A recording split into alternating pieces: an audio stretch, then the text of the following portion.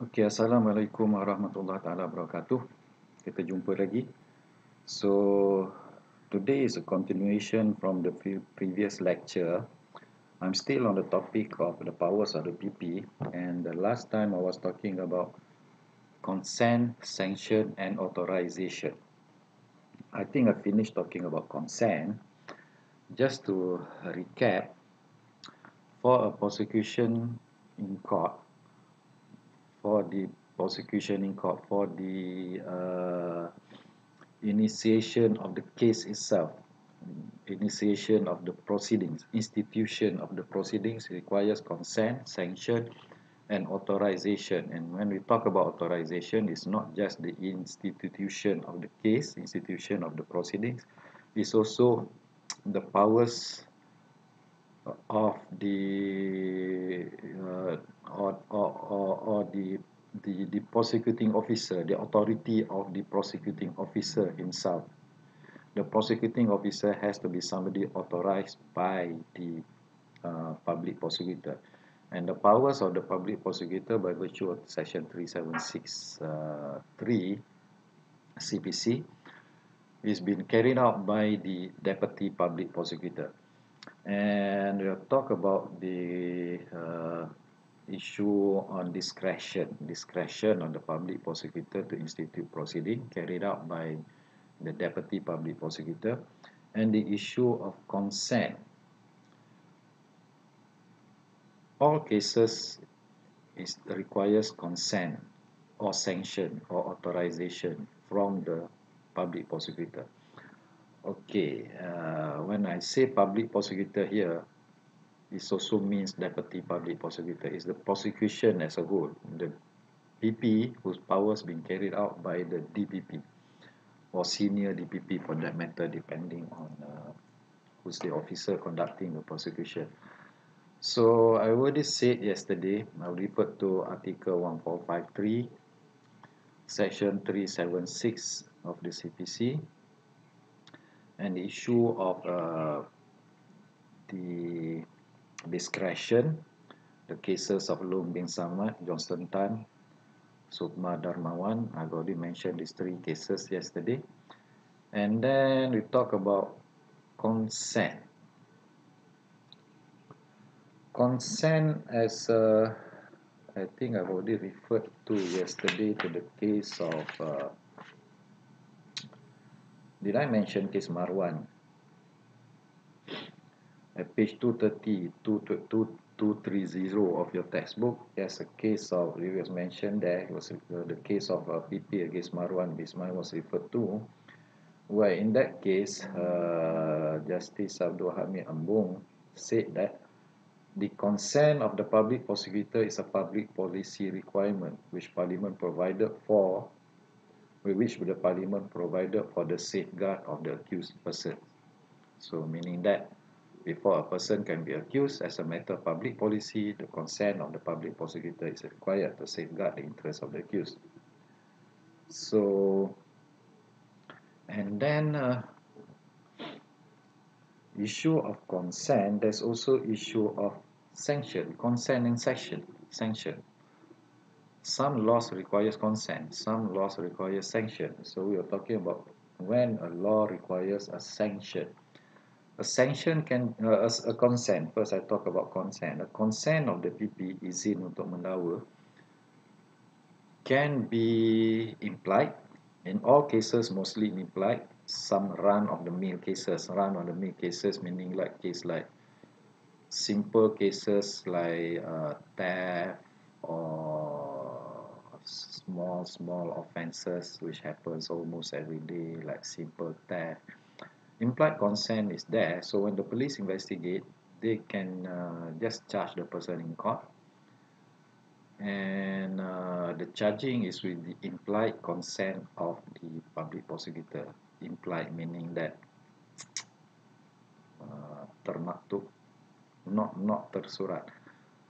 But there are cases that expressly requires consent of the PP to be in express form, dinyatakan consent itu. Cases in the High Court which carries hukuman mati usually requires an express consent of the public prosecutor.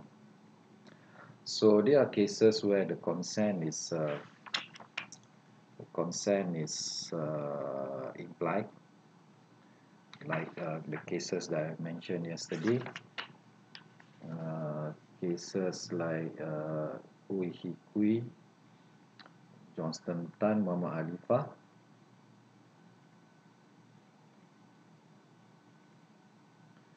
where because the DPP is the alter ego of the PP, so the presence of the DPP to prosecute impliedly it means there's consent from the PP. But there are other laws that requires a written consent. So if it's a written consent, then it means a written consent, a form where it expressly written there saying that the PP consented to the prosecution of this person, has to be shown to court to show that this has been consented in PP. And I refer to the case of Jamali Adnan,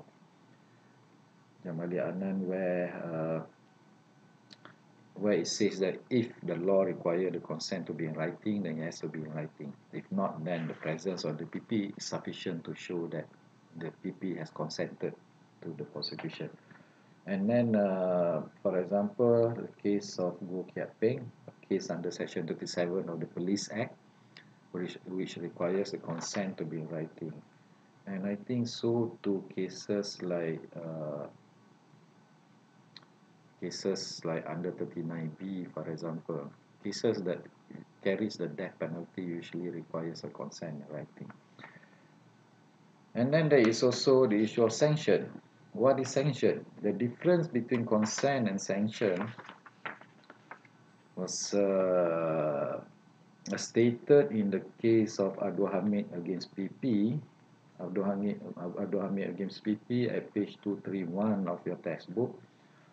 It says that there is essential difference to my mind between a sanction and a consent. This is a judgment of Justice Smith. A prosecution can be sanctioned without any deep consideration of the particular case.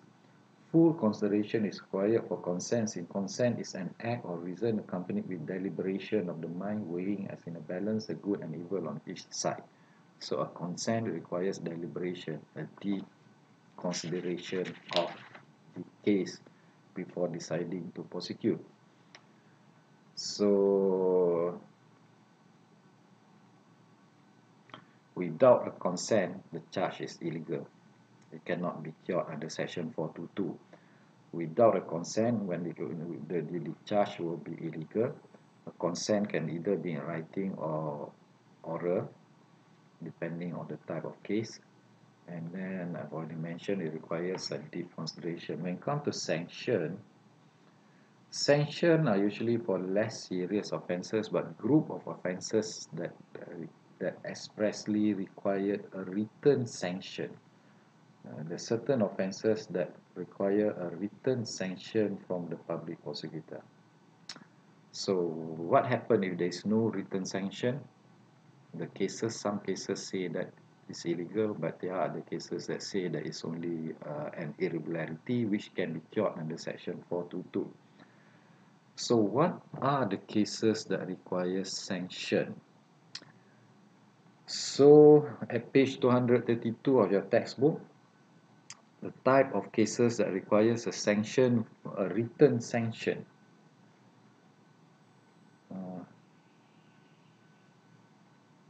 I'm sorry, page 232 is actually a requirement of consent, public prosecutor. For requirement of sanction is at page 234.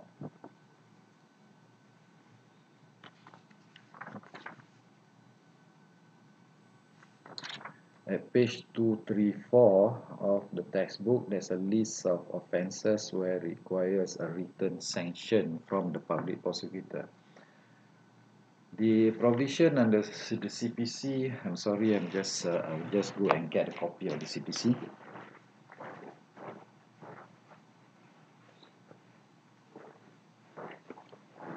Okay, here's a copy of the CPC. Section 129 is the section that provides for the requirement of sanction or written sanction before a case can commence, before or before the court, or before a case can be instituted in the court. Section 129, sanction required for prosecution of certain offences. And what are those offences? So it says there, except in case of complaints laid by the public prosecutor, meaning that other than cases where the public prosecutor himself is the complainant, the court can only take cognizance of the case when there is sanction for offences punishable under sections 172 to 188 of the Penal Code. So 172 to 188 are actually offences relating to public servants. So offences relating to public servants, if the charge is under section 172 until 188 of the Penal Code, requires a previous sanction of the public prosecutor. And then B, any offence punishable under section 193, 194, 195, 196, 199, 200, 205, 206, 207, 208, 209, 210, 211, or 228 of the Penal Code. So these are offences under the Penal Code regarding the offence of forgery or giving false information, false evidence, giving false evidence. 193, 194, something to do with perjury, giving false evidence, so requires a sanction. And then offences relating to documents and forgery, section 471, 475, 476 of the Penal Code. So forgery offences, offences relating to false evidence, offences relating to public servants requires a written sanction from the public prosecutor. And then section 130, what does 130 say? No court shall take cognizance any offence punishable under chapter 6 of the Penal Code except section 172, punishment 108 of the Penal Code, unless upon complaint made by the public prosecutor or some officer empowered by him on his behalf. 130 are actually offences where the complainant is a public prosecutor himself. This is a question. This is offences regarding abetment, causing religious disharmony, or spreading rumors. And then section 34, the Poisons Act 1952, sanction of the public prosecutor is also required. And there may be other offences under various other laws that requires a sanction from the public prosecutor. When it requires a sanction, that sanction has to be in writing. That's according to section 129. Now, what happens if there is no sanction? Lack of sanction. So, lack of sanction in the case of Hasan Ishaq. Where is the case of Hasan Ishaq? Case of Hasan Ishaq, which is in 1948-49, is quite a long time ago. It says that the court held that the lack of sanction under section 171 and 181 of the Penal Code rendered the trial a nullity. The trial is a nullity, that means terbatal, tidak sah perbicaraan itu tanpa sanction. But then in the case of Datuk Mahendra Singh, this is a case in 1987. 1987, the case of Mahendra Singh, the accused was charged with an amendment of giving false evidence under section 109 of the Penal Code, read with section 193 of the same. Abetment of the offence under section 193. 193 is giving false evidence and requires sanction from the Deputy Public Prosecutor. There was no written sanction of the Public Prosecutor. The Deputy Public Prosecutor was present to conduct the prosecution. The defence objected, saying that the written sanction was required under section 129 of the CPC. The Deputy Public Prosecutor argued, relying on the case of DP Imam Khalifah and Dato' Haji Zikri, that the presence of the DPP, the Deputy Public Prosecutor, was implied. Isivora said that sanction must be in writing before the trial is required under section 129.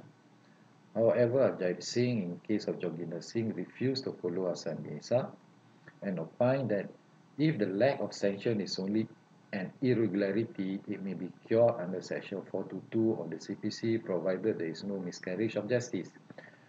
It is there the correct approach now, as this is expressly provided at Section 422B of the CPC. The approach in Joginder Singh was followed in Chu Ho Kiong.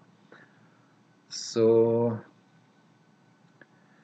according to these cases, Ajay Mahinder Singh, Joginder Singh, Chu Ho Kiong, which is the situation now, the lack of sanction, when there is no written sanction for offences that requires a written sanction,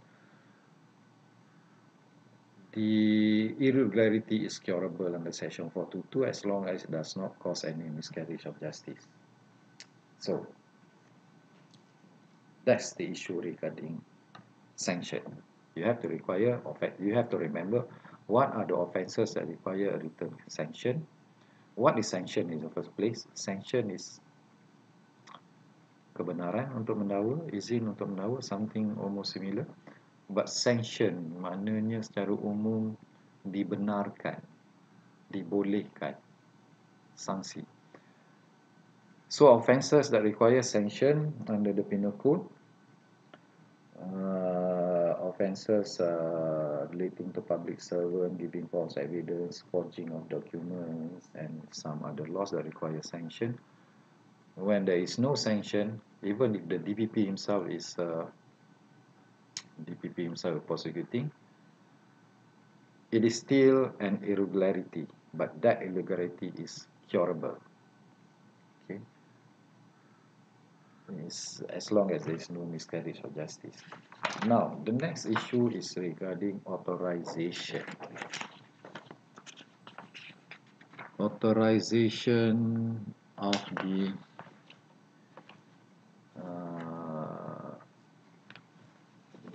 authorization from the public prosecutor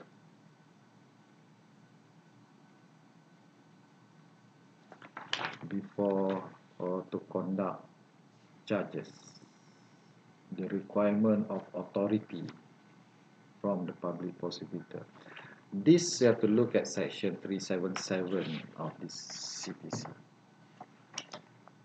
Section 377, orang-orang yang diberi authority untuk mendakwa ataupun menjalankan pendakwaan. Section 377, conduct of the prosecutions in court. Every criminal prosecution before any court and every inquiry before magistrate shall, subject to the following sessions be conducted by the public prosecutor, senior public prosecutor, deputy public prosecutor, assistant public prosecutor. Assistant public prosecutor ni diperuntukkan di bawah section 3A, where it says public prosecutor may appoint fit and proper person to be assistant public prosecutors who shall be under the general control and direction of the public prosecutor and subject to such limitation or discretion as may be specified by the DPP. Shall have all the powers of deputy public prosecutor. Kenapa ada APP ataupun Assistant Public Prosecutor diperuntukkan di dalam Section 3A ni, 376 3A. Dulu-dulu tak ada. Dan sekarang pun I don't think there is any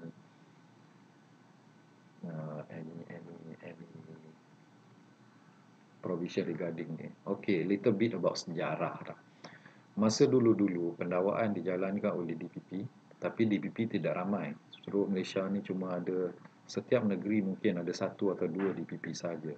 So kebanyakan pendakwaan di mahkamah-mahkamah rendah, Session Court, Magistrate Court dijalankan oleh pegawai pendakwa polis, prosecuting officers from the police force yang conduct all this prosecution in court. Kemudian kalau you ingat satu masa dulu ITM pada masa itu telah mengeluarkan kursus diploma in law. Diploma in law di mana ada graduate, dia ada diploma dalam undang-undang. Tapi bukan degree. To be a DPP, to be a lawyer, you have to have a degree. Tapi mereka ni cuma ada diploma. So diwujudkan jawatan ni supaya all this pemegang diploma pun boleh menjalankan pendakwaan with the view untuk menggantikan pegawai-pegawai pendakwa daripada jabatan polis lah, because at that time Peguam negara ingin mengambil alih semua pendakwaan di mahkamah termasuk mahkamah rendah. So diwujudkan jawatan APP untuk mengambil alih daripada pegawai pendakwa polis, dan APP ini diambil daripada pemegang diploma. Tetapi kemudian pemegang diploma ini dia boleh ambil degree dalam kursus yang dulu dipanggil ADIL, Advanced Diploma in Law, which is equivalent to the degree. So mereka boleh jadi full time DPP. Mereka boleh jadi DPP seperti dia buat section 3. So 3A tu tinggal macam tu sajalah, masih ada provisions tu, tetapi tidak diguna pakai, in the sense that there is no APP sekarang ni. APP dah upgrade jadi DPP. Okay, 377A says that APP ke DPP ke boleh prosecute. And then other than that, there is 377B. Ini isu yang penting ni.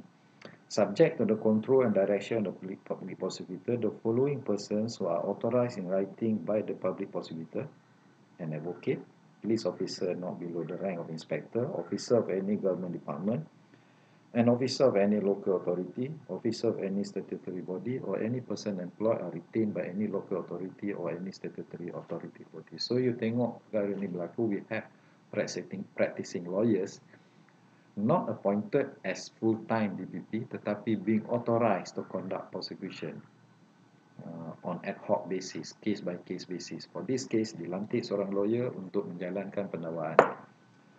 This is something similar to the system of Crown Counsel in England.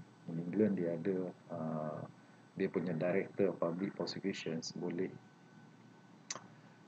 lantik practicing lawyers, Crown Counsel, untuk jalankan pendakwaan. So they don't have to have an appointed full-time DPP. So many of them boleh pick any lawyer to actually conduct a prosecution.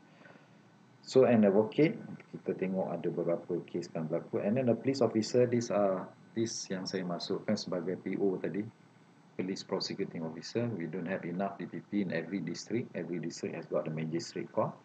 So sometimes PO has to take over to do the prosecution.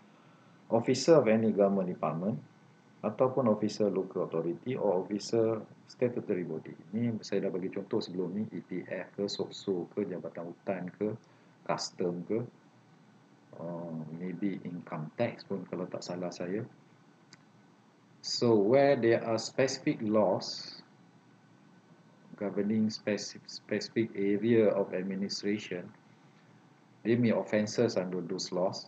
Local statutory body, for example, atau local authority tak bayar saman lah, saman traffic lah. Dewan Bandaraya kena saman traffic, tak bayar saman, kena charge in court. So who can conduct all this prosecution? Officers from this department diperuntukkan di bawah sini. Tapi ada proviso di dalam section 377. Provided that in any district in which it may be impractical without an unreasonable amount of delay or expense, that such prosecution or inquiry should be conducted, it shall be lawful the public prosecutor from time to time by notification in the Gazette to direct the prosecutions may be conducted in that district by a police officer below the rank of inspector. Kalau tak ada inspector and above, okey lah, below the rank of inspector pun boleh juga lah. Ini pernah berlaku juga masa dulu-dulu where a sergeant pun boleh conduct prosecution. So other than that, section 378, no one to appear for the public prosecutor. Tiada orang lain boleh appear as a public prosecutor. So you cannot on your own simply because say that I want to conduct prosecution in court. You have to be a DPP, APP, senior DPP, PP, SG, dan juga those authorized under section 377. Okay. Itu berkenaan section 377. Ia membawa kepada satu lagi isu, tapi isu ini pernah berlaku satu masa dahulu tapi tidak lagi pada masa sekarang. Tetapi walaupun tidak lagi satu isu pada masa sekarang, penting juga untuk kita ketahui sejarah dia, untuk kita tahu tentang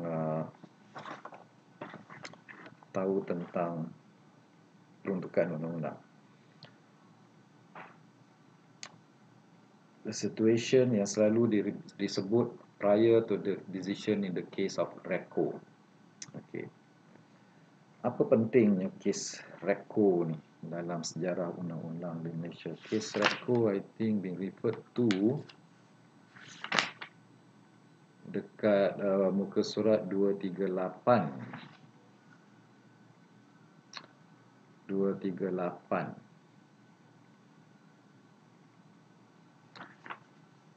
So, who can appear and conduct prosecutions in court? Situation sebelum kes Repco.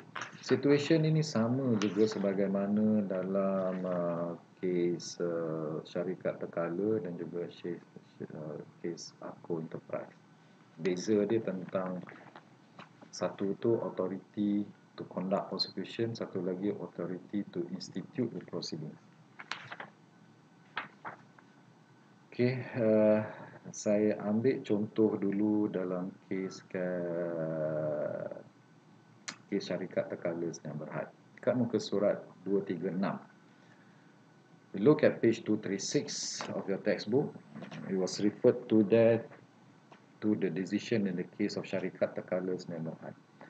So, apa berlaku dalam kes ni? The appellant, public prosecutor lah, the appellant tu appeal against the decision of the learned judicial commissioner who upheld the decision of the learned magistrate when she ruled that the institution of criminal proceedings against the respondent for offences under the Employees Provident Fund and the conduct of the prosecution by the Employees Provident Fund officer who derived the initial authority from the chairman of the Employees Provident Fund pursuant to section 68 was invalid and consequently the proceedings were struck off. Okay, apa berlaku? Kes EPF. Kes EPF ni selalunya terhadap majikan yang tak bayar EPF untuk pekerja dia lah. Kalau siapa majikan, dia tak bayar EPF untuk tak buat EPF contribution. Did not deduct or make contribution to the EPF on behalf of your employee is an offence under the EPF Act. So, syarikat Tekala, the respondent was actually prosecuted for some offences under the EPF Act. Ada dua isu semasa prosecution ni. Satu, the conduct of the prosecution itself was actually done by an EPF officer, number one. Number two, the institution of the proceeding itself.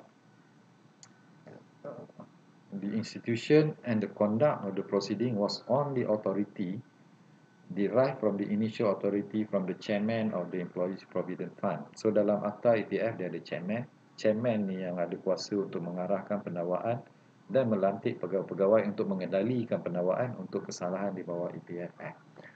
So the magistrate say that this is illegal. The High Court pun kata this is illegal. And so they went on to the Court of Appeal. So apa Court of Appeal kata dalam kes ni? It is clear that the prosecution's authority to institute and conduct proceeding against a respondent in the magistrate court in the instant appeal were governed by Section 380 of the CPC prior to its amendment by Act A1015 and Section 68 of the Act prior to its deletion by Act 1080. So ini keadaan dululah yang membolehkan pendakwaan ini buat. The courts below were of the view that these two provisions were ultra-virus or inconsistent with Article 145 of the Federal Constitution and hence, by virtue of Article 41 of the Federal Constitution were void to the extent of that inconsistency. Article 4 mengatakan mana-mana undang-undang yang bercanggah dengan perlembagaan adalah terbatal setakat percanggahan itu. We agree. As such, we also agree with the courts below that the proceedings instituted and conducted by EPF in the magistrate court was null and void. So, Mahkamah Rayuan pun bersetuju dengan Mahkamah Tinggi dan juga Mahkamah Rendah yang mendengar kes sebelum itu. In the instant appeal, the fact shows that the officer from the EPF laid a complaint before the magistrate. Upon taking cognizance of the offences under the Act, the magistrate issues a summons under in March 12, 1998, and consequently, after service of the summons and upon respondent pleading not guilty to the charges, the matter was fixed for trial. We are of the view that, sebelum tu, apa berlaku dalam kes ni? Orang tu melanggar kesalahan EPF, yang buat laporan, yang buat komplain adalah pegawai EPF, yang buat pertuduhan adalah pegawai EPF, dan dibicarakan atas pertuduhan yang dibuat oleh pegawai EPF. We are of the view that this process was tantamount to instituting and conducting criminal proceedings. So amounts to instituting and conducting in criminal proceeding. Maknanya EPF ni telah institute conduct satu criminal proceeding. Kenapa criminal proceeding? Sebab tidak membayar ataupun tidak making contribution, EPF contribution seperti required by the EPF Act atas semua employer adalah pelanggaran kepada satu akta. Pelanggaran akta adalah satu kesalahan. Satu kesalahan boleh dihukum adalah satu kesalahan jenayah. So the entity which gave power to EPF to the EPF officer to proceed as such will be the chairman of the EPF pursuant to section 68 of the Act. Ini dululah sebelum dia di-delete. Selepas kes ni provision tu telah di-delete. In following Redco Holdings, Berhad and Nguyen Chang and Berhad, kita akan tengok dua kes ni tadi, and the other authorities referred above, it will be our view that section 68 of the Act will be unconstitutional and invalid as being ultra vires Article 1453 of the Federal Constitution, as it purports to clothe the person other than the public prosecutor with the power to authorize institution and conduct of the prosecution under the Act. Thus, the prosecution made pursuant to section 68 of the Act is therefore null and void. So section 68 ni dah dipinda because of keputusan kes ni. So section 68 di bawah EPF Act ni memberi kuasa kepada chairman untuk melantik pegawai EPF untuk menjalankan tugas-tugas pendakwaan. So this amounts to, mengikut keputusan kes ini, menjalankan kuasa-kuasa pendakwa raya. Sedangkan kuasa pendakwa raya atau public prosecutor ni di bawah artikel 1453 adalah terletak kepada Attorney General, ataupun Attorney General adalah pendakwa raya, public prosecutor. So only public prosecutor ada discretion to institute and conduct proceedings, criminal proceeding, and the one who conduct the criminal proceeding has to have authorization from the public prosecutor. So apa yang berlaku dalam kes ni, pegawai EPF adalah bukan dia tidak ada authorization daripada public prosecutor, tapi daripada chairman EPF, dan dia sendiri yang memulakan tindakan pendakwaan. So it ultra vires the constitution. So pendakwaan itu tidak sah. So keputusan dalam kes syarikat terkala ini adalah mengikut keputusan daripada Redco Sdn Bhd. Kes Redco. Dalam kes Redco sama juga, cuma dia melibatkan Securities Commission. Involving offence under Securities Commission where the two officers appeared to prosecute the case. Dua pegawai daripada SC appears before court to prosecute case. Redco objected, Redco here is the defendant lah, objected for their local standby for appearing in court. Section 1262 of the Security Industries Act 1983 and Section 39(2) of the Securities Commission Act 1983 were held to be ultra vires Article 145 of the Federal Court for allowing other person to prosecute.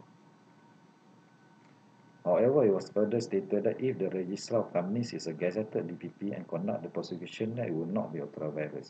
So kalau katakanlah pegawai yang berada di satu masa dulu SC, dia meletakkan seorang DPP sebagai pegawai di sana, seconded, supaya saya rasa masih berlaku lagi sekarang ini, Securities Commission, bank negara ada DPP ditempatkan di sana, supaya dia boleh supervise dan memberi authority untuk prosecution bagi kesalahan-kesalahan di bawah Akta Bank Negara dan juga Securities Commission Act ataupun Securities Industries Act.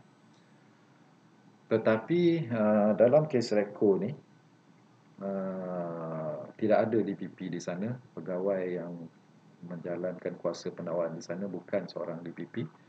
Dia adalah pegawai Securities Commission yang derive dia punya power daripada the commissioner, dia derive dia punya power daripada the registrar of companies or the chairman of the Securities Commission.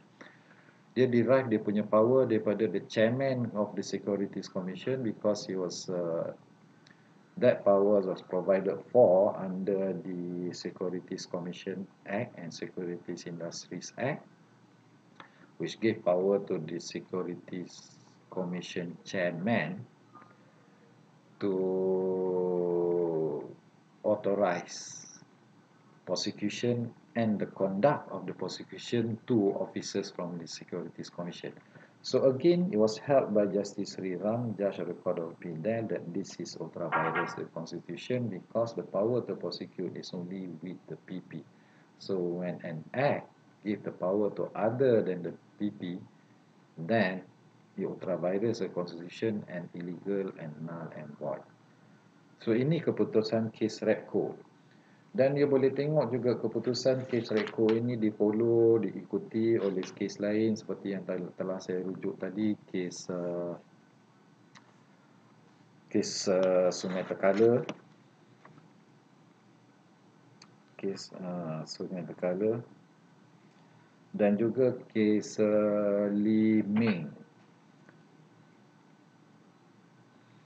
Dalam kes Lee Ming, dekat page 239, kes Lee Ming ni tentang Sabah dan Sarawak. Sabah dan Sarawak dia punya forest ordinance, forest jabatan hutan dia. Di Semenanjung kita ada jabatan hutan, forestry department. Dalam forestry department tu ada dia punya akta, ada kesalahan-kesalahan terhadap the Forestry Act, menebang hutan tanpa kebenaran, ambil balak tanpa kebenaran dan sebagainya. So adalah kesalahan yang akan didakwa oleh pegawai-pegawai daripada Jabatan Hutan. Tetapi Jabatan Hutan di Semenanjung ini, pegawai dia adalah daripada diseconded daripada Jabatan Peguam Negara. Seorang DPP ditempatkan di Forestry Department dan dia mengendalikan pendakwaan untuk kesalahan. Tapi di Sabah dan Sarawak, dia ada dia punya forest ordinance dia sendiri.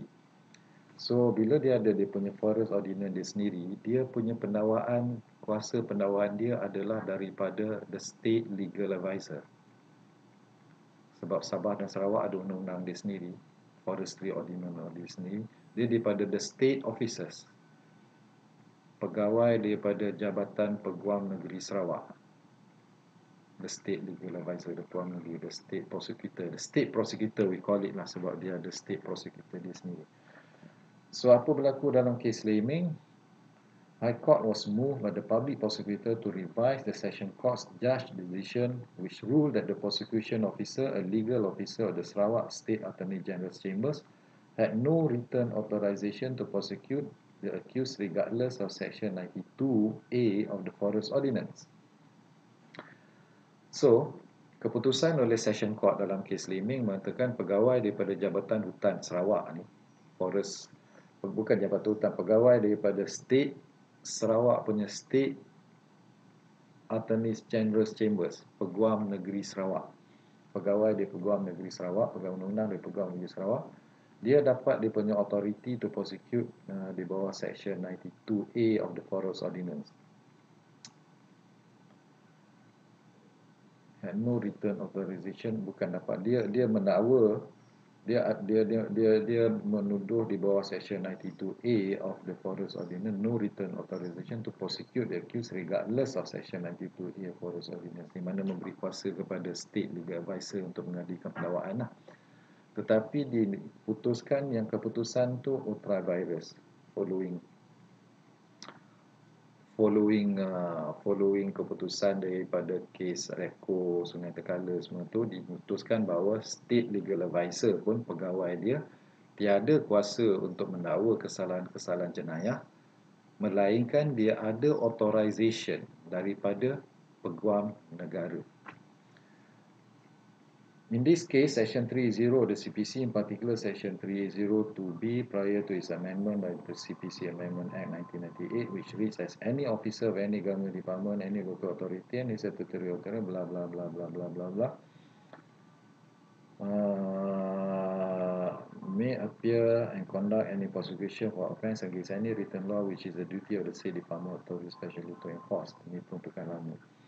Yan Chin dalam dia punya judgment, the provision Section 92A of Forest Ordinance is usually in the light of Repco holdings, they follow case keputusan Repco, which I respectfully follow, unconstitutional, null and void, as it allows persons other than the Federal Attorney General to institute, conduct or discontinue any proceedings for an offence.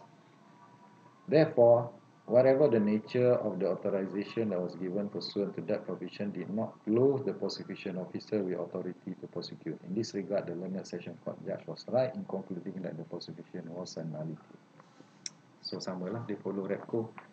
Kuasa yang diberi kepada pegawai undang-undang daripada State Legal Advisers Office, State Attorney General's Office, Peguam Negeri Sarawak untuk prosecute kesalahan di bawah Akta Ordinan Perhutanan Negeri Sarawak adalah Ultra Virus Artikel 143.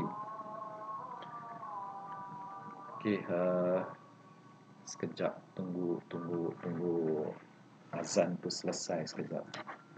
Just a moment.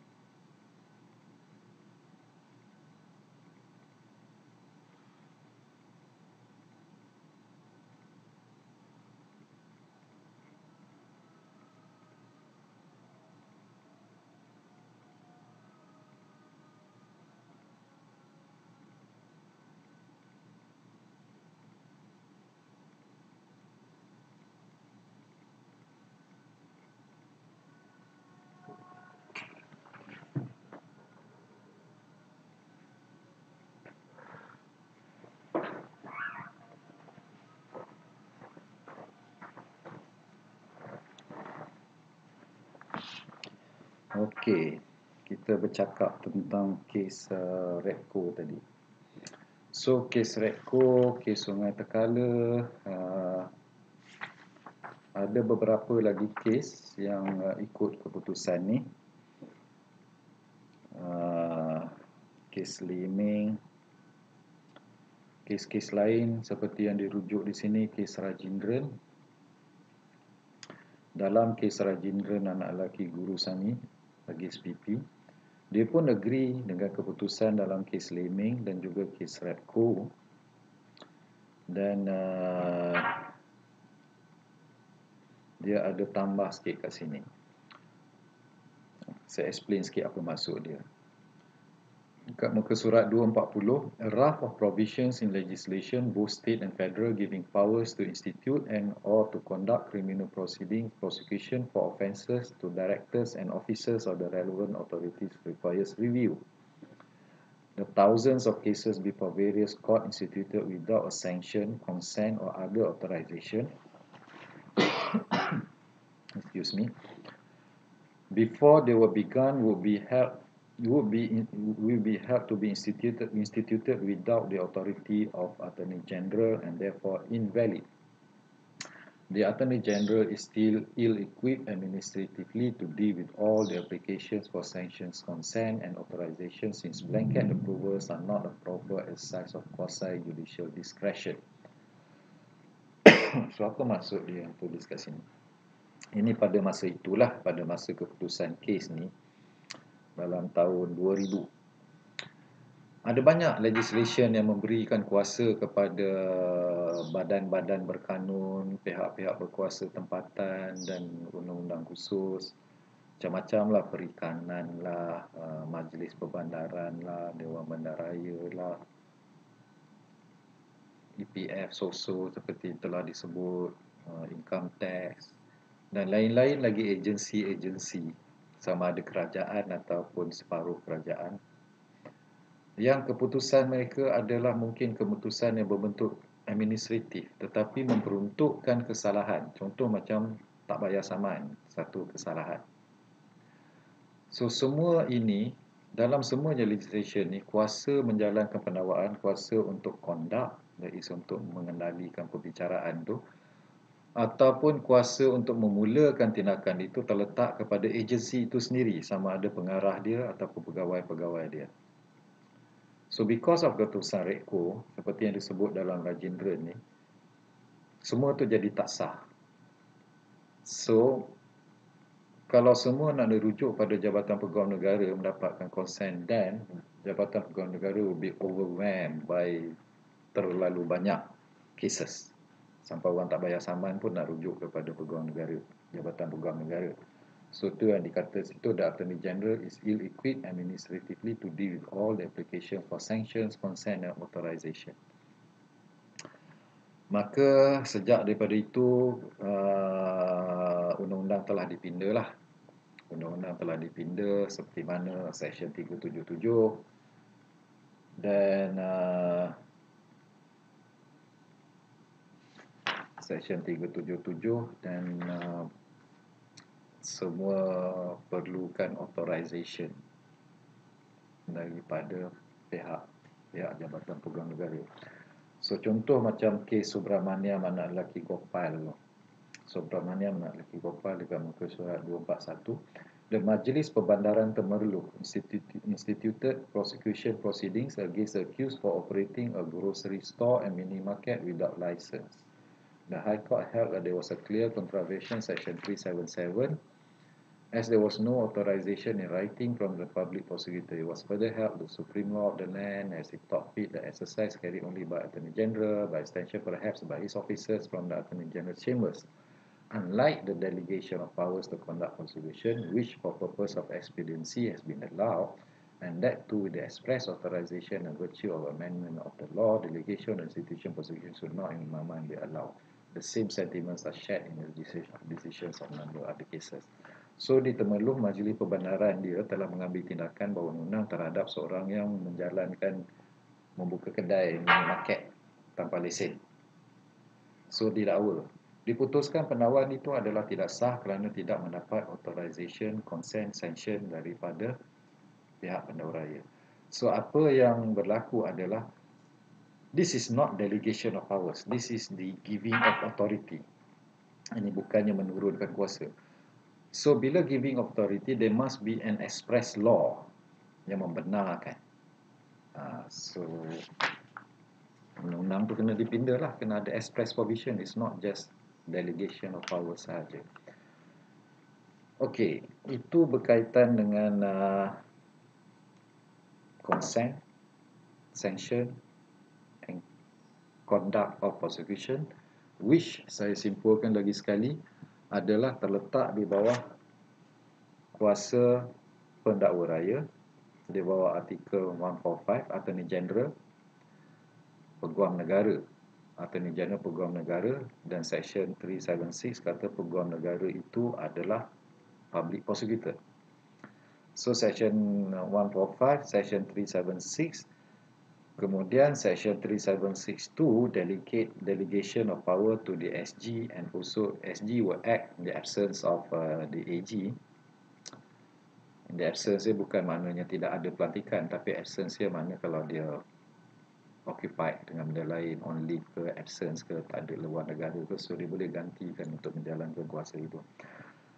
And then kuasa itu diperturunkan di bawah Section 3762 kepada DPP, Senior DPP, AP dan lain-lain pegawai yang membawa nama pendakwa raya. Kan? Kemudian ada pula kuasa-kuasa yang perlu dijalankan oleh PP personally. Satu, Section 3764, perlantikan DPP dan PP. Pelantikan DPP dan SPP ni tak boleh orang lain lantik, cuma PP saja yang boleh lantik. And then Section 68(2) of the CPC. Section 68(2) of the CPC apa dia? Look at Section 68(2).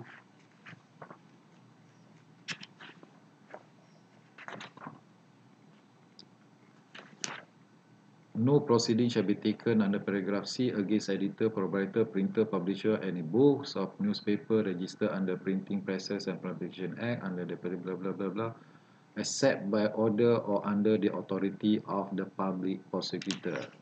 Section 68(2) adalah berkaitan dengan kesalahan-kesalahan yang berkaitan dengan Printing Presses and Publication Act 1984 or Deposit of Library Material 1986. Ini selalunya berkaitan dengan hasutan dan juga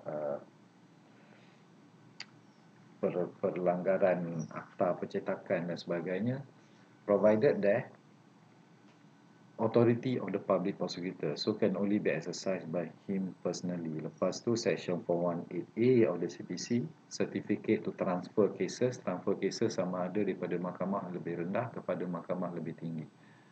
Kita akan belajar juga tentang transfer cases ni sebagai salah satu daripada kuasa PP di the next lecture lah.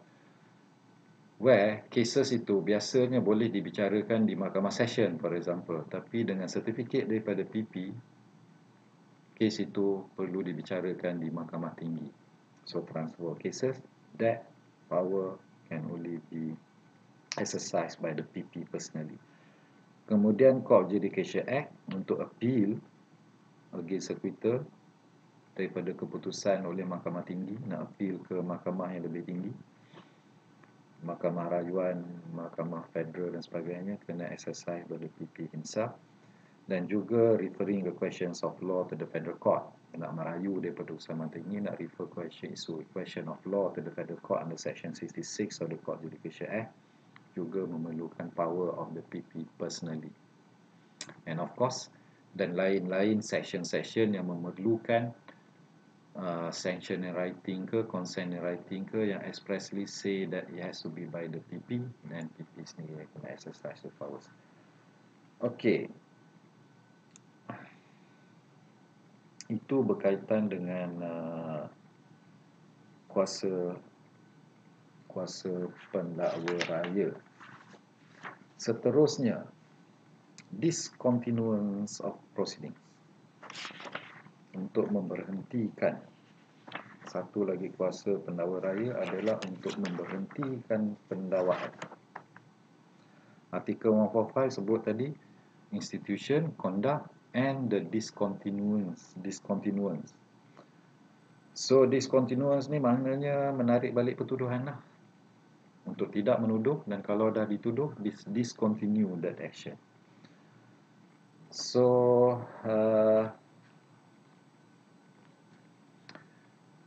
section dalam CPC adalah section 254. Dalam artikel 1453 kata kuasa pendakwa raya to discontinue any action. Dalam section 354 CPC pun, section 354 pun ada memberikan kuasa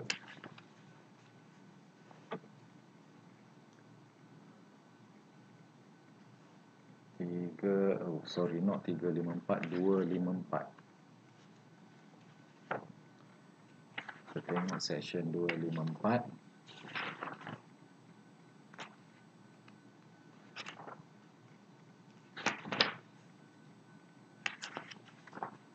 Section 254 menyatakan public prosecutor may decline to prosecute further at any stage. At any stage of any trial before the delivery of judgment, the public prosecutor may, if he thinks fit, inform the court that he will not further prosecute the accused upon the charge, and thereupon all proceedings of the charge against the accused shall be stayed, and the accused shall be discharged from the same.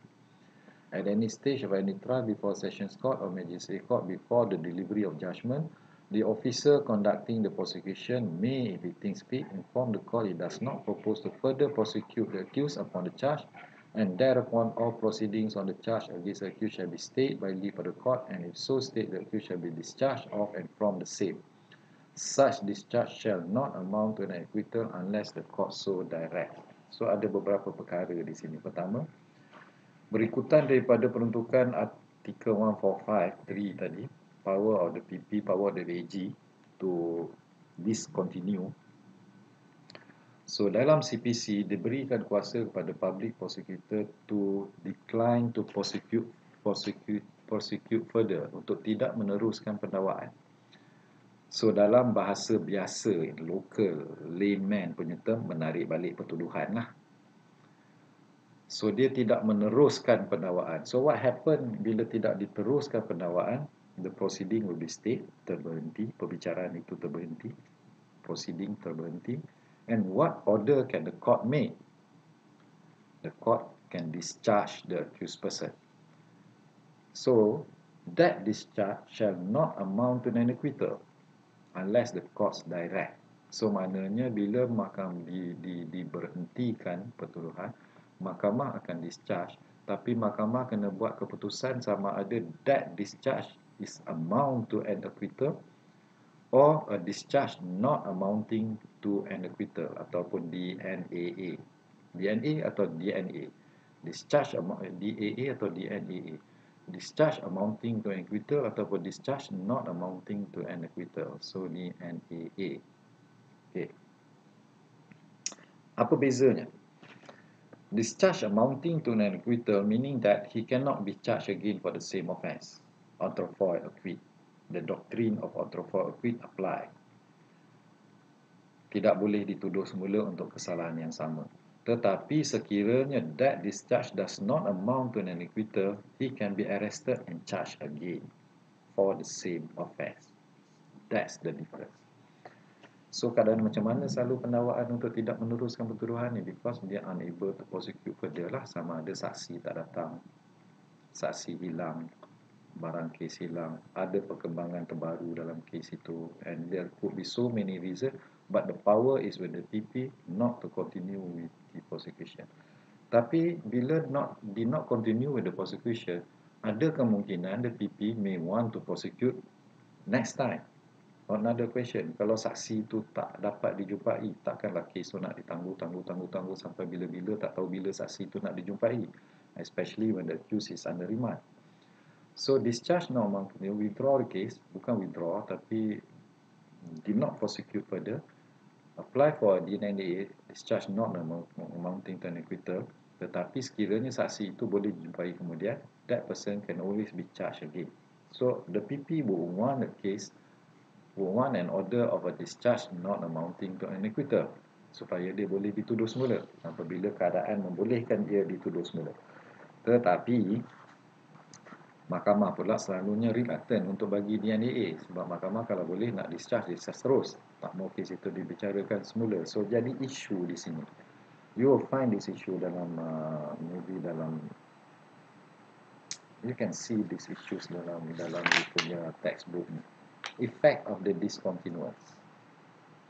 Apa berlaku bila tidak discontinue? Sama ada nak bagi order DNAA ataupun order DNAA. So kita boleh tengok dalam you punya textbook.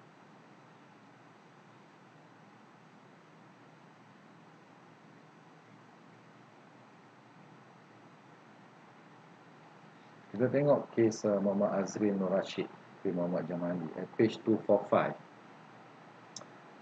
Page 245 of your textbook. Case Muhammad Azrin Nur Rashid, the accused was charged for an offence of rape under section 376 Penal Code due to several postponement and the disinterest of the complainant and the father to proceed with the case.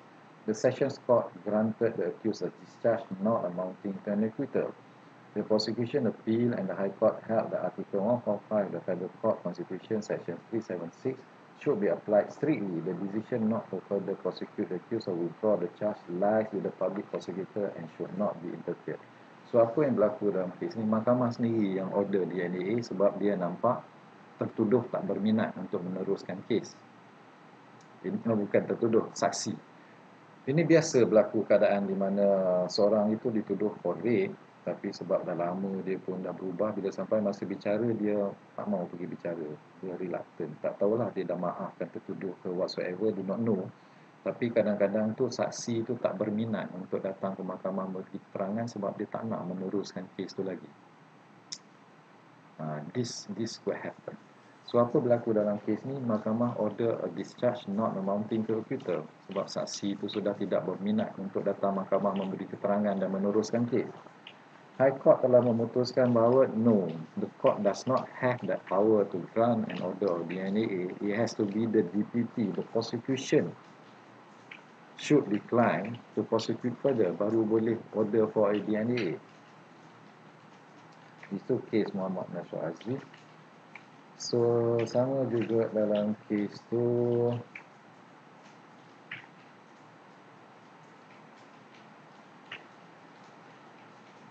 Po Chu Cheng pun lebih kurang sama keputusan dia.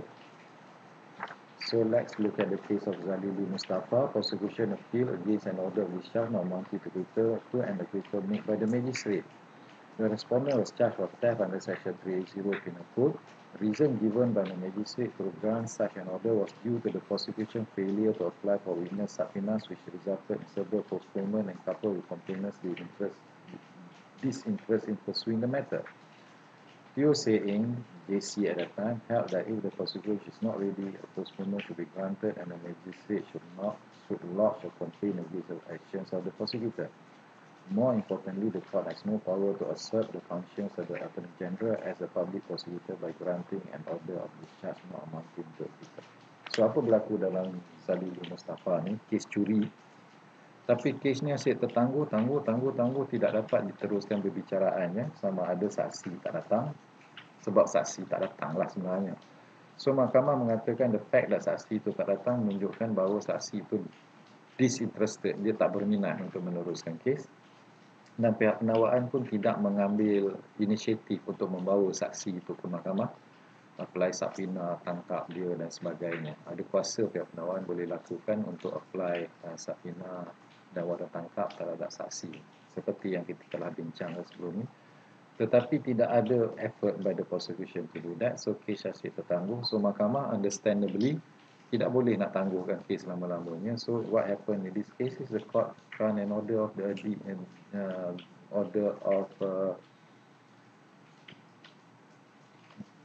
DNAA.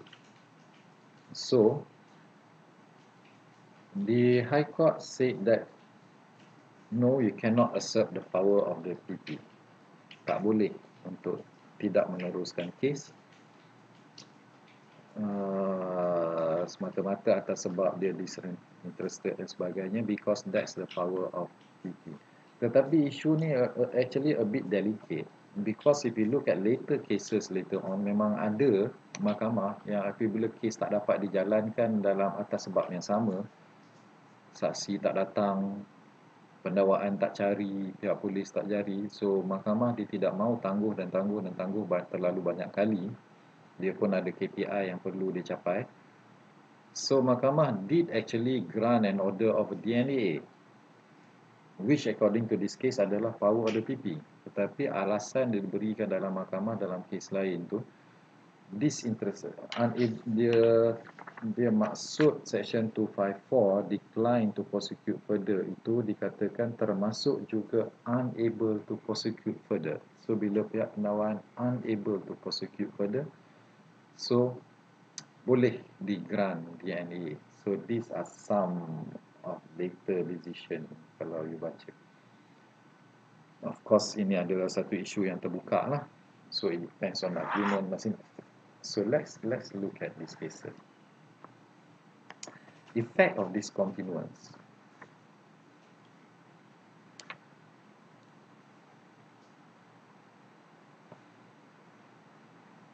Effect of discontinuance.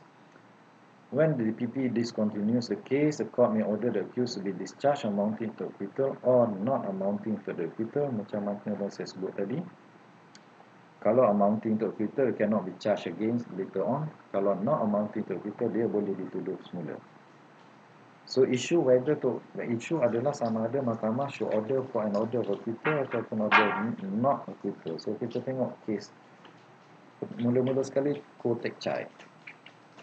The case of Koh Teck Chye, 1968, the court opined that if the public prosecutor discontinues the proceeding, it's appropriate to grant a discharge amounting to an acquittal and not a discharge not amounting to an acquittal, as it's not the right to have a charge hanging over him unless a very good ground shown. So apa yang penting dalam kes Koh Teck Chye ni? Mahkamah kata kalau prosecution decline to prosecute further, kalau order a grant of DNA, grant and order of DNA not amounting to acquittal, is unfair to accused person sebab dia berada dalam keadaan a charge hanging over his head, meaning that dia boleh dituduh pada bila-bila masa untuk kesalahan yang sama. So that not fair to him. Tapi dalam kes Lee Chan Sang, public prosecutor withdrew the charge for trafficking against drug trafficking against the four accused persons and amended the charge against the fifth accused.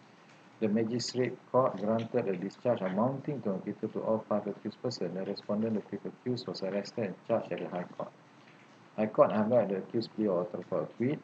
The public prosecutor appealed to the Supreme Court. Hashim Yoksani, acting as CJ, held that Section 254 of the CPC did not apply as no trial had commenced the magistrate court. Thus, the fifth accused could be charged again. Ini isu lain tentang auto file acquit. So, apa yang berlaku dalam kes Lee Chan Sang, mahkamah pihak pendakwaan dia tidak meneruskan masa pertuduhan di mahkamah magistrate. This is peculiar to the decision of the case. Pertuduhan di mahkamah magistrate, memang satu kes 39B hanya boleh dibicarakan di mahkamah tinggi sebab dia membawa kepada hukuman mati. Tapi sebelum kes itu dibawa ke mahkamah tinggi, dia akan dituduh di mahkamah magistrate dulu, pertama kali. Dituduh di mahkamah magistrate, no plea been taken, and then the magistrate will transfer the case to the High Court because magistrate tak ada power to try the case. Tetapi sebelum case itu ditransfer to the High Court, pihak pendakwaan telah menarik balik pertuduhan ke atas 4 OKT dan membuat pindaan kepada pertuduhan terhadap OKT yang kelima. So apa mahkamah lakukan? Mahkamah magistrate they granted a discharge amounting to an acquittal to all 5 accused person. 5 dilepaskannya. The respondent fifth accused was re-arrested and charged at the High Court. Selepas dilepaskan amounting to acquittal ke-5-5-nya, tertuduh yang kelima telah ditangkap semula dan dituduh di mahkamah tinggi. So di mahkamah tinggi isu dibangkitkan tentang auto for acquit sebab dia telah dilepaskan amounting to acquittal di mahkamah rendah. Tapi dalam kes ini Hashim Yoksani memutuskan bahawa mahkamah magistrate tidak ada kuasa membicarakan kes itu. So there is no trial there. So he can, bila tak ada trial, he cannot be acquitted. So ini technical lah, keputusan kes ni lebih technical. Kemudian seterusnya kes Lau Ni Yin. Accused of charged an offence under Section 302 of the CPC, prosecution applied for an order for discharge not amounting to acquittal on the ground that the main witness could not be located. The defence argued that its order is unfair on the circumstances that the accused was in custody for 20 months. So, ini argument dalam kes Koh Teck Chye lah. Argument dalam kes Koh Teck Chye. Hamid Sultan, JC at that time, in my view, the court must order an acquittal and not the NAA. Okay? When the prosecutor has shown disinterestedness in prosecuting the case, or the prosecution is not able to prosecute the case for good reasons, it is unlikely that the case can be prosecuted expeditiously in the short future. This is also because the liberty of this magistrate subject cannot be placed by such continuous threat of prosecution by only an order of discharge. Such an order may be against constitutional guarantees. Ini yang saya masukkan tadi. Ingat keputusan kes Zalili dan juga kes Muhammad Azril. Kes Muhammad Azril tadi dan kes Zalili mengatakan bila pendakwaan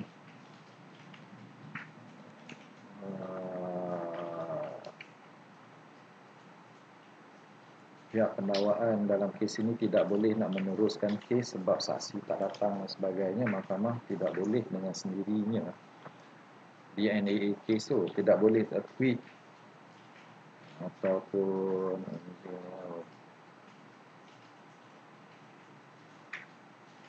tidak maaf saya bukan kes bukan kes Zalili Mustafa dan juga kes dalam kes Zalili itu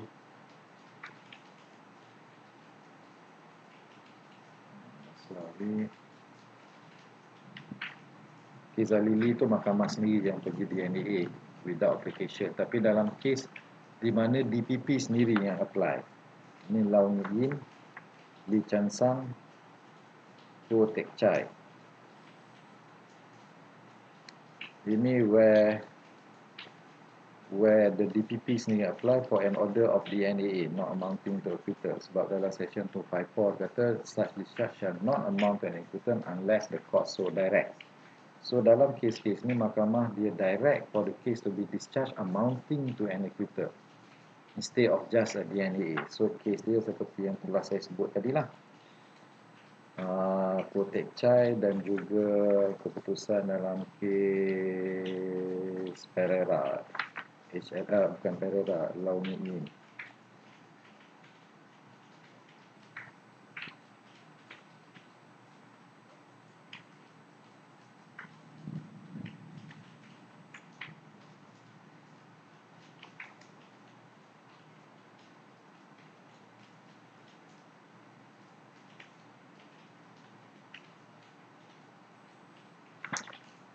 Lau Ni Yin kata pihak pendakwaan tak dapat nak meneruskan kes, mohon perintah di NAA.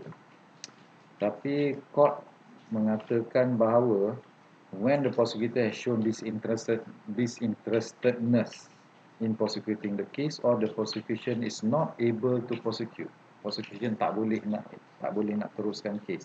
So dalam keadaan itu sesuai diberikan satu perintah amounting to an acquittal, sebab it's not fair.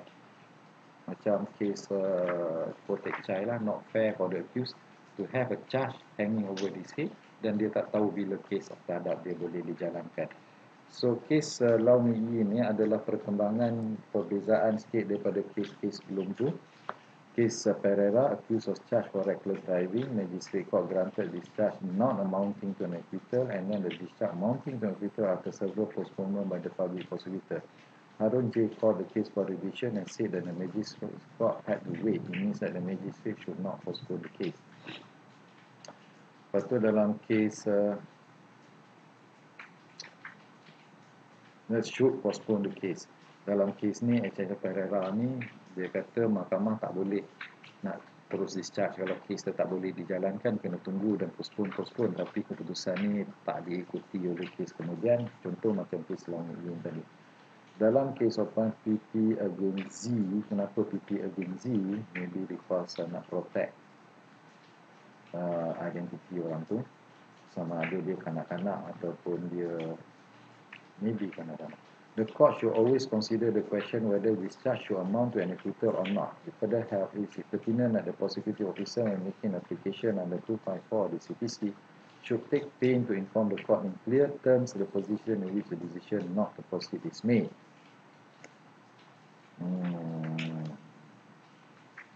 Okay.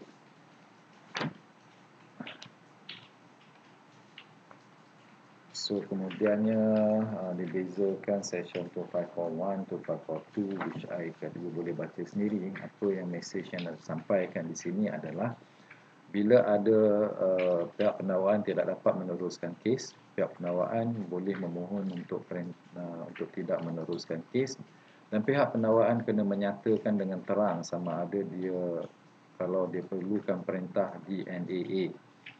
Dan kalau dia perlukan perintah DNAA, discretion masih lagi pada mahkamah sama ada untuk memberikan perintah DNAA ataupun perintah DAA. Discharge amounting to acquittal or discharge not amounting to acquittal adalah dibicara mahkamah bergantung kepada keadaan kes.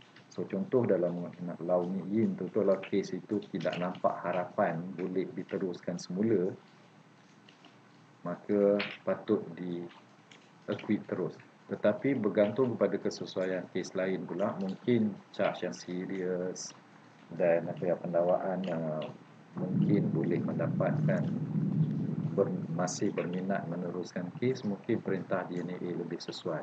So apapun pihak pendakwaan kena nyatakan sama ada dia nak DNAA ataupun DNAA. He has to make application to court. Dan juga keadaan ini selalu timbul apabila kes tak dapat diteruskan, tertangguh banyak kali.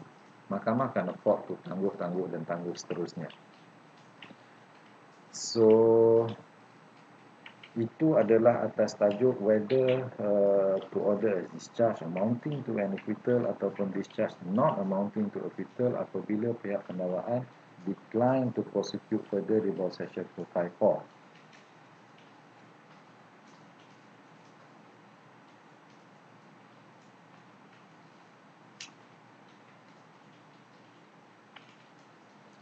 So dalam kes PP against Z itu dibezakan 2541 dengan 2542.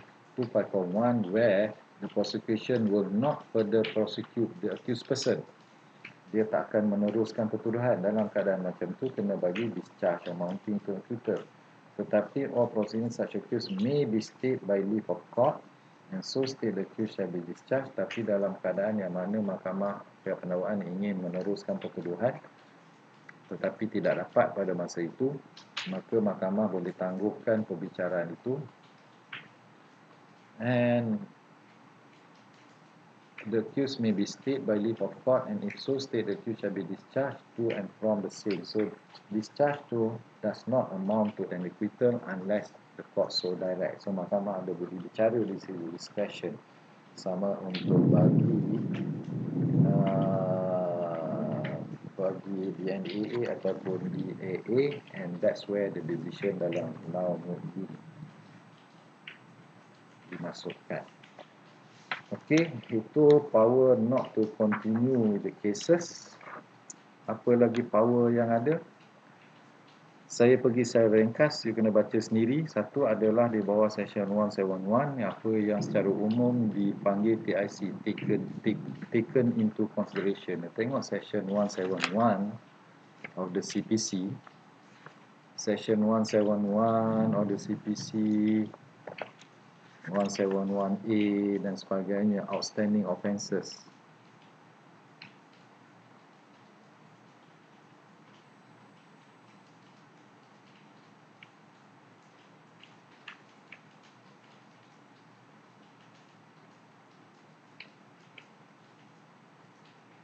(171) adalah apabila seorang itu telah disabitkan di satu kesalahan, maka pertuduhan-pertuduhan lain boleh ditarik balik. When more charges than one are made against the same person, and when conviction has been had on one or more, then the officer conducting prosecution may, with the consent of the court, withdraw the remaining charge or charges, or the court its own accord may state inquiry into the trial or other charges. Such a withdrawal of stay shall have the effect of the acquittal on such charge of charges unless a conviction is set aside. So disabitkan di bawah satu kesalahan, kesalahan-kesalahan lain yang di mana dia dituduh boleh ditarik balik. Section 171. Okay, and then cases 171A, apa yang dipanggil TIC, taken into consideration. When any criminal proceeding instituted or by behalf of public prosecutor accused is found guilty of one of the offence, the court in determining and passing sentence may, with the consent of prosecutor and accused, take into consideration any other outstanding offence or offences which accused and needs to have committed. Ini maksud dia ada banyak tuduhan terhadap dia. Dia didapati bersalah di bawah satu pertuduhan. Pertuduhan-pertuduhan lain, kesalahan-kesalahan lain itu, mahkamah boleh ambil kira dalam menjatuhkan hukuman. Consider all those other pending offences dalam menjatuhkan hukuman, and all those other pending offences, we cannot prosecute him. We cannot prosecute him anymore.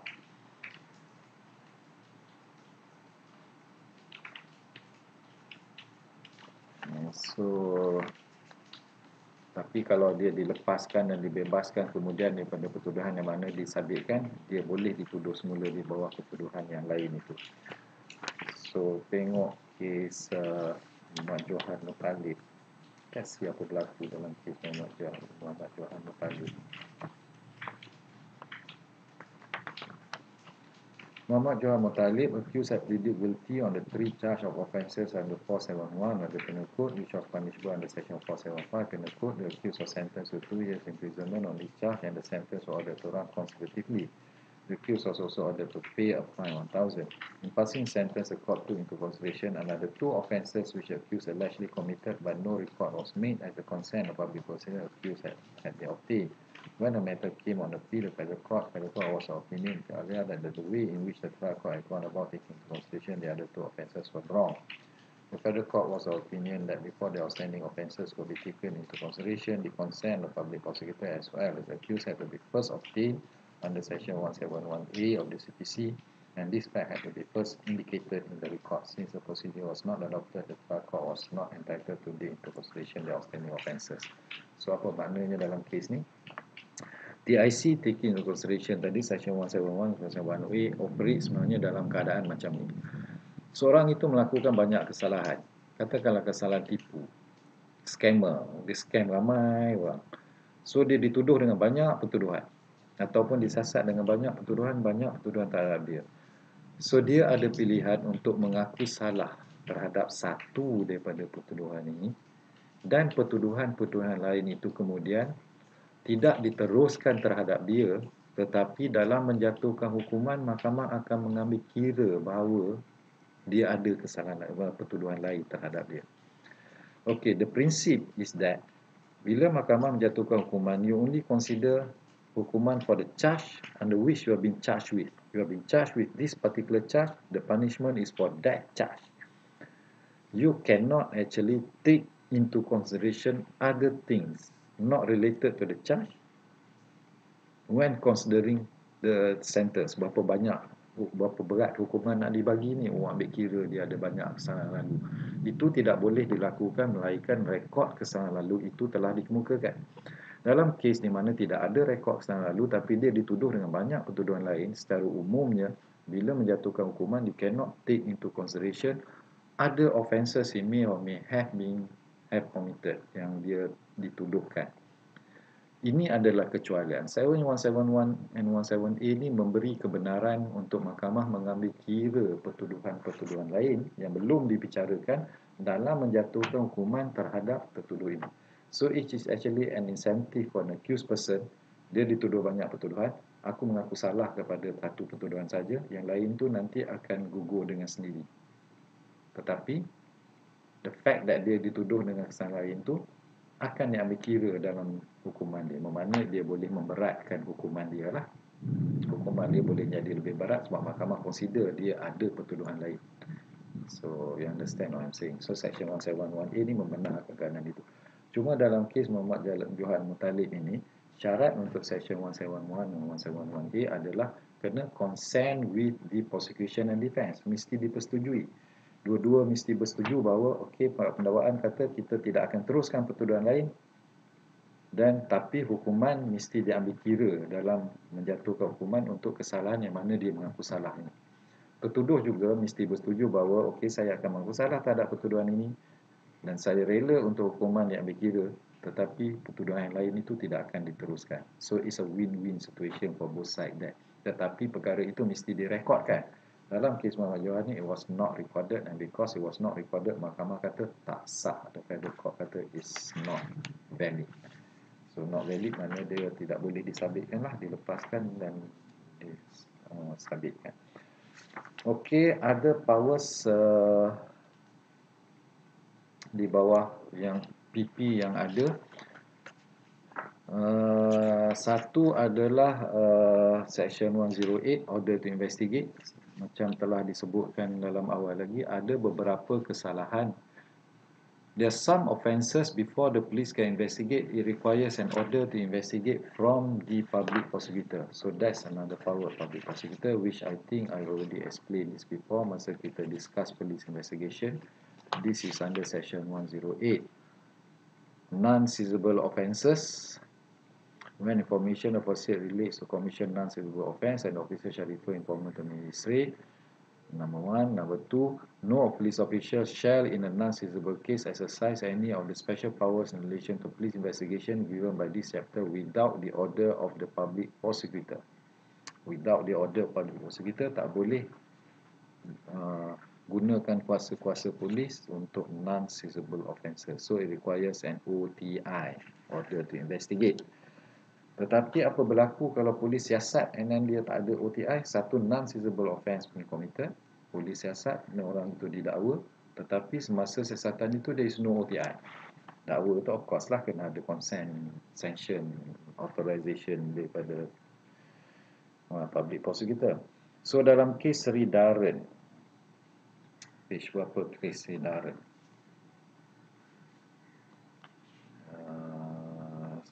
250. Apa effect? Effect dia, as long as the evidence is irrelevant, is admissible and court is not concerned in the manner in which it was obtained, and even if the trial was a nullity, the magistrate should have ordered the accused to be discharged, not amounting an acquittal.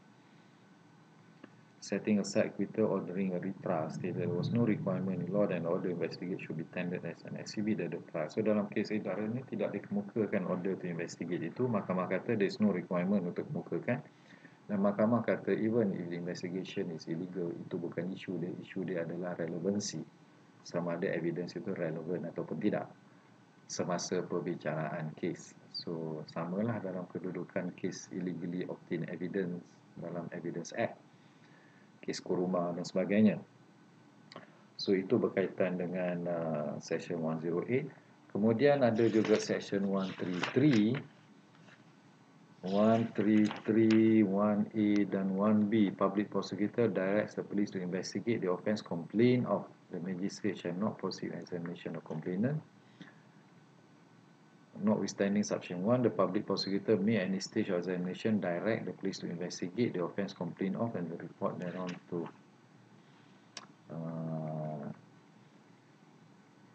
ini apabila ada examination, ada complaint to the magistrate. Section 133, power magistrate, ada complaint, dia boleh examine the complainant. Then the public prosecutor may appear, and public prosecutor may actually direct the police to investigate. So kalau public prosecutor dah direct the police to investigate, then the magistrate need not continue with the examination of the complainant. Bahawa Section 133, ada orang buat komplain kepada magistrate, magistrate akan panggil untuk buat examination, take cognizance of the offence. Magistrate take cognizance of the offence and complain, and magistrate set a date to examine the complaint in accordance with this section. Tapi dia kena serve notice pada PP. So masa examination tu PP kena hadir, DPP ataupun PP kena hadir. Dan semasa DPP hadir, kalau DPP itu ada kuasa untuk gunakan di bawah Section 1A to actually direct the police investigate. So kalau dah direct the police investigate, then the magistrate shall not proceed with examination of the complainant. So you boleh bayangkanlah keadaan tu, jarang perkara ini berlaku, tapi kuasa itu ada, boleh berlaku. Seorang itu pergi komplain pada magistrate, magistrate tetapkan tarikh untuk buat examination, untuk menyoal dia, query. untuk buat examination, untuk buat satu inquiry. Notis diberi kepada Deputy Public Prosecutor. Deputy Public Prosecutor hadir dalam inquiry itu. Deputy Public Prosecutor buat keputusan, dia akan arahkan polis untuk investigate. So kuasa itu ada di bawah Section 133. Another power of the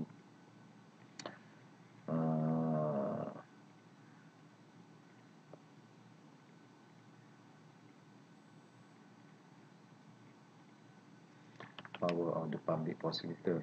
That's another power of public prosecutor. Another one is Section 396. What is Section 396?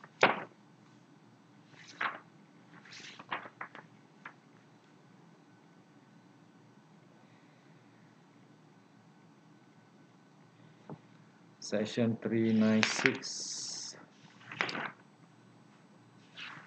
adalah berkaitan dengan evidence of person not called as a witness.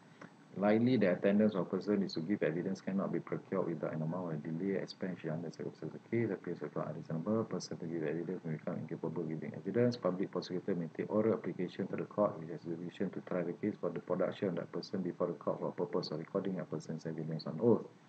The court shall, upon application be made, issue order, blah blah blah blah. You bacalah the rest of it. Ini adalah keadaan yang mana katakanlah saksi itu warga negara luar. Satu kes terhadap seorang tertuduh. Saksi adalah warga negara luar. Sementara tunggu siasatan dan tunggu bicara, warga negara tu mungkin dah balik negeri dia. Dia punya pasport dia ada limit, visa dia mungkin dah tamat. Dia pun dah balik negara dia. So by the time habis siasatan nak buat pertuduhan, saksi dah tak ada. So boleh bayangkan keadaan ni. You can imagine that situation. So where a witness may become incapable of giving evidence. Okay, cannot attempt to give evidence. So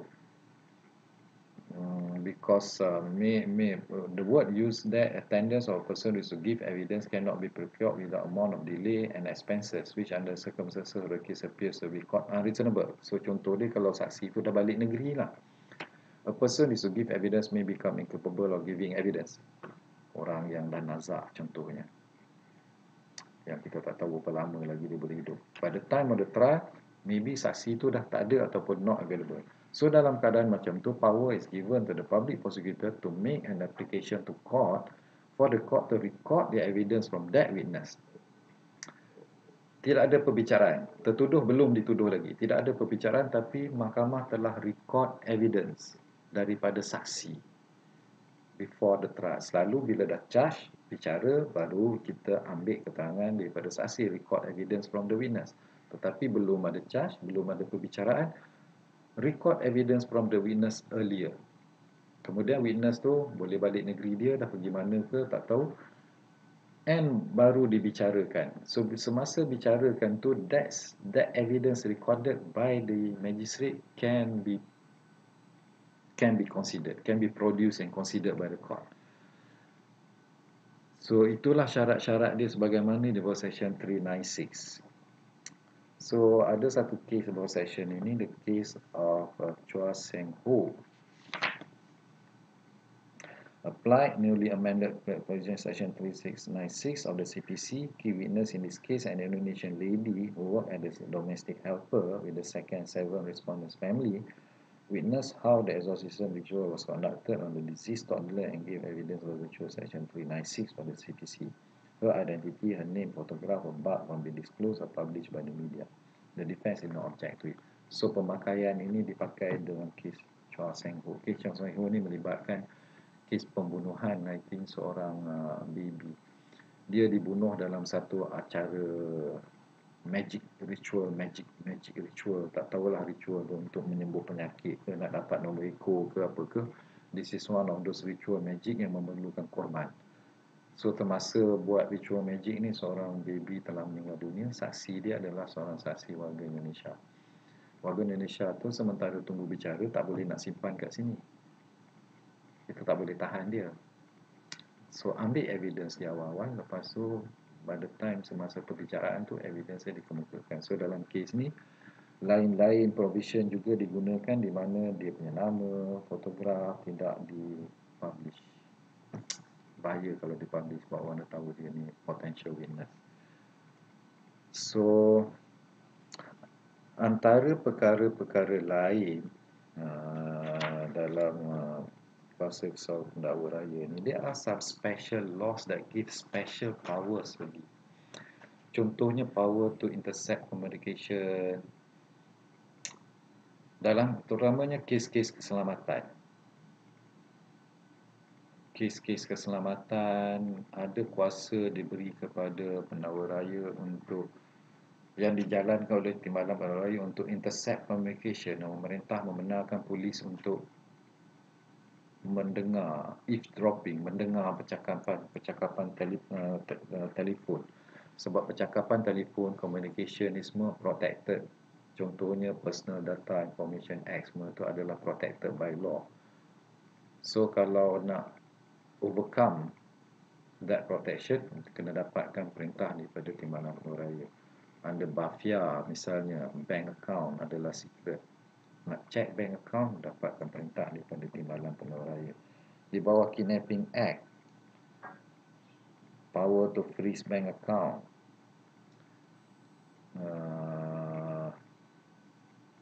power to interception any relevant document, dan banyak lagi lah undang-undang yang memberikan kuasa khas pada pendakwa raya untuk membantu polis menjalankan siasatan untuk sendmark asset bank. Sebab kenapa? Sebab semua itu adalah contohnya bank account, record bank account, percakapan antara telefon adalah protected by law. Orang tak boleh dedahkan. Tetapi to overcome those protection dibuat kecualian dengan perintah Timbalan Pendakwa Raya. So you come across this later on. Okey, untuk masa ni tentang powers of the PP itu sahaja atas topik ni. So this is actually a lecture bahagian kedua untuk powers of PP. So roughly 1.5 hours this lecture. So on the next lecture kita akan move on to the next topic. Next topic I think adalah berkaitan dengan transfer of cases dan sebagainya. Let me see what's the next topic. Selepas powers of PP kita akan bercakap tentang, oh saya lupa tadi untuk sebut private prosecutions. Private prosecutions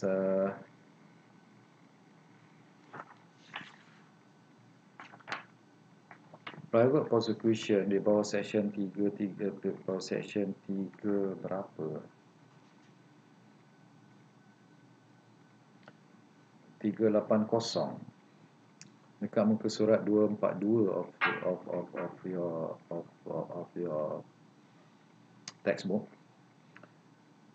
Section 380 memberi kuasa untuk private prosecution by private person. Notwithstanding anything in this chapter contain, any private person may appear in person or by advocate will prosecute for an offence against his own person or property in a non-seizable case in a court of a magistrate. So seorang private person boleh prosecute dalam satu non-seizable offence kalau offence itu adalah against dia punya own person ataupun own property. Di bawah section 380. So dalam kes Tara Singh, accused as charged by an offence under section 338 Penal Code for causing grievous hurt which is a seizable offence. The complainant conducted the prosecution without a written authority of public prosecutor as required under section 377 of the CPC for a seizable offence. The High Court held that it was an irregularity which could be cured under section 422 of the CPC as it did not prejudice the accused. So ini adalah case causing grievous hurt, which is a seizable offence. Non-seizable offence dalam section 380 disebut cuma non-seizable offence. So dia buat private prosecution tapi dia tidak mendapat written authority daripada public prosecutor section 377. Court says that ia adalah satu irregularity sebab tak ada prejudice kepada tertuduh. Dalam kes Bashir Ahmad, ini copyright case. It was a non-seizable offence. Prosecution was conducted by advocate and solicitor without written authority public prosecutor as allowed under Section 380 of the CPC. Unknown to the court and the parties, the offence had been amended by Parliament to be a seizable offence, hence Section 377 of the CPC applied where written authority of the public prosecutor is required. So again, Muhammad Azmi J in the High Court held that the lack of authority of prosecution was merely an illegality which would not be cured under Section 422 and hence a private prosecution was a nullity. So ini nampak dua keputusan berbeza.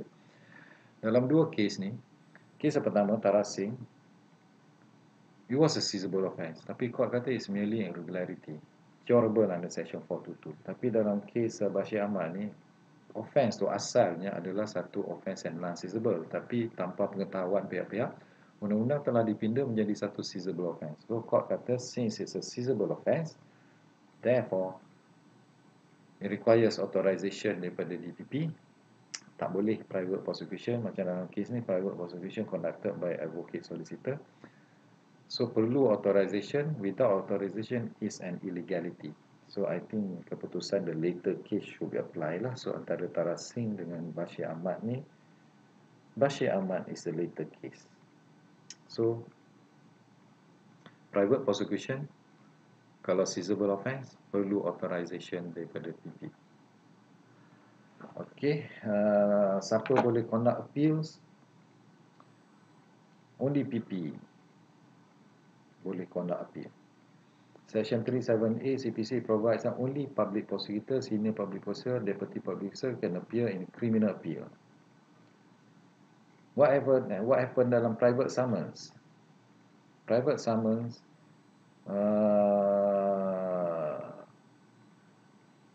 only those mentioned 378 CPC may appear on appeals High Court, not private person. However, Hadiah Singh, Farida Harun, KC Vora opined that inter alia, since private complainant has a right to appeal before High Court under Section 3071 of CPC against the decision Majlis Court, he has also a right to appear on appeal. However, public prosecutor or those mentioned 378 of the CPC may step into the shoes of private person who then no longer has the right of all this. So dalam kes Hadiah Singh, Justice KC Vora pendapat dia, since you are the right to appeal, private person ada right to appeal, therefore dia sepatutnya ada juga right to appear, to conduct the appeal. Right to appeal mana the right to file the appeal, tapi to appear, to conduct the appeal, whether dia ada right or not. Dalam kes Ponia Lim dikatakan tak ada right to appear, tapi dalam kes Hadiah Singh kata dia ada right, tetapi kalau public prosecutor comes in and take over the appeal, then dia tak ada right lagi. So that's what it means lah. I don't think it needs further explanation. It's quite clear there. So itu sajalah yang berkaitan dengan tajuk ni. So the next topic will be on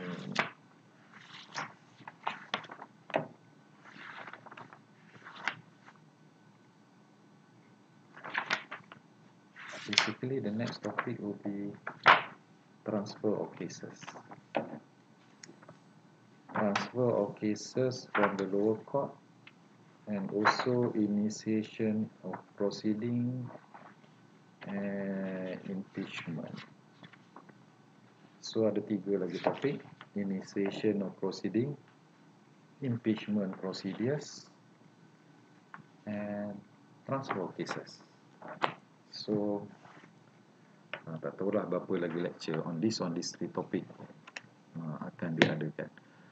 So setakat ini dulu kali ini, until we meet again in the next lecture on the next topic of transfer cases, initiation of proceedings. Okay, dan saya berhenti kat sini dulu. And assalamualaikum warahmatullahi taala wabarakatuh.